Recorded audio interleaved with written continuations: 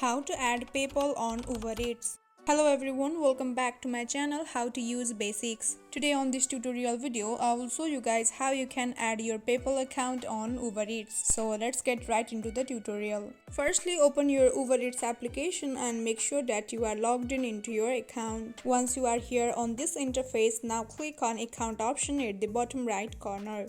Now from here, click on wallet option from the three different options at the top of the screen. Now again, click on add payment method option. Now here are the different options for the payment method. From these different options, click on PayPal option.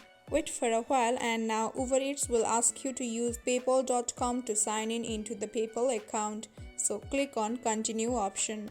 Once the page loads up, now you need to enter your mobile number or your email address of the PayPal account in order to add PayPal on Uber Eats. Once you have entered your mobile number or your email address, simply click on next button and you can follow the screen prompts. So that's all in this very easy and simple way you can add PayPal on Uber Eats. I hope you guys found this video helpful. Don't forget to drop a like and subscribe to my channel. Thank you.